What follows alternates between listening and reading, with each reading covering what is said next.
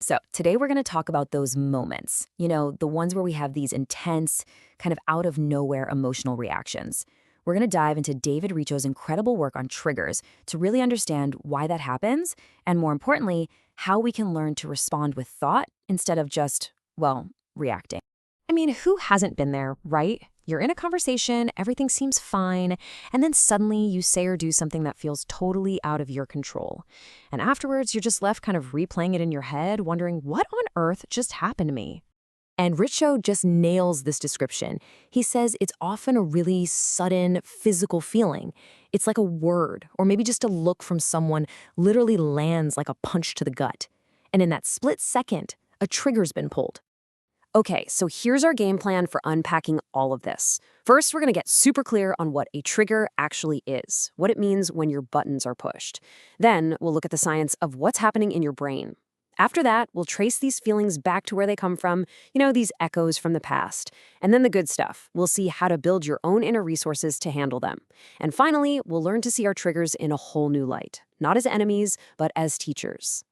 All right, let's jump into part one, when your buttons are pushed. So what does it actually mean to be triggered? You hear that word thrown around all the time, but let's look at what it really is.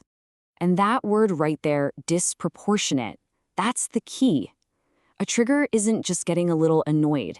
It's when that wave of anger or fear or sadness feels way, way bigger than the thing that actually caused it. And this is so important to remember. These aren't some rare, dramatic events that only happen to certain people.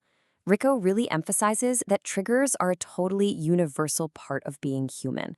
They pop up everywhere, in our relationships, at work, even in the most simple, everyday interactions. Let's take a really common one that Richo points out, the feeling of being ignored. Like when someone just talks right over you in a meeting.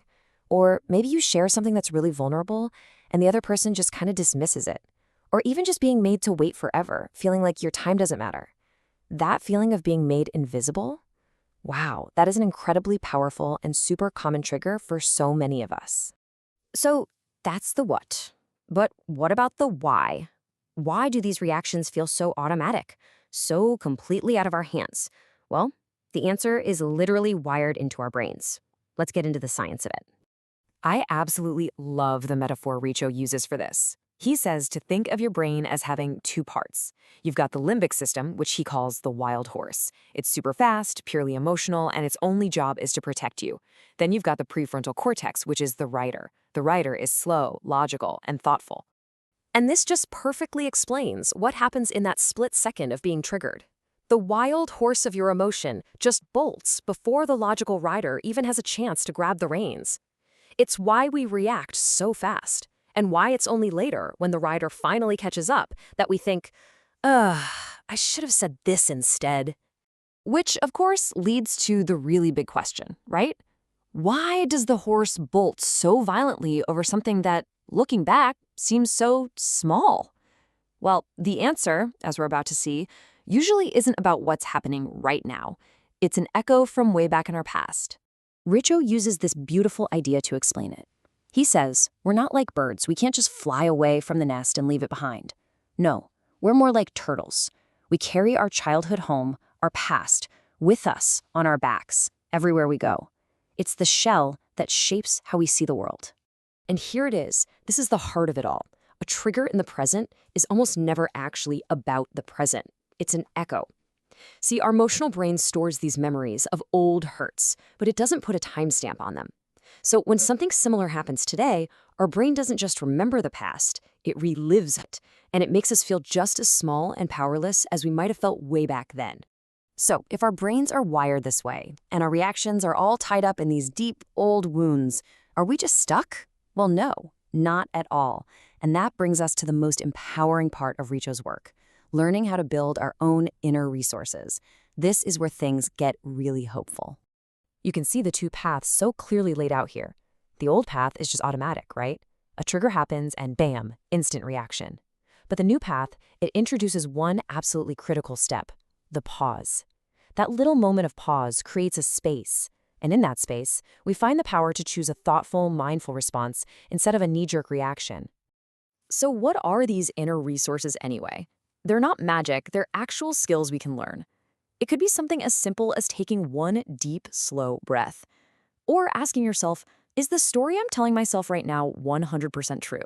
It might even just be placing a hand on your heart and reminding yourself, I am safe in this moment. These are the tools that the writer uses to gently and lovingly calm that wild horse. And all of this brings us to our final section, and a really profound shift in perspective. Because once you understand what triggers are, where they come from, and that you have tools to handle them, your whole relationship with them can completely transform. This idea is a total game changer. What if, instead of seeing our triggers as these flaws or weaknesses we have to get rid of, we started seeing them as messengers? Messengers from deep inside, carrying really important information just for us. Think of it like this. Every single time you get triggered, it's like a spotlight is shining on an old wound that's finally ready to be healed. It's literally pointing you in the direction of your own growth. When you see it this way, your triggers actually become your guides. So, I'll leave you with this to think about.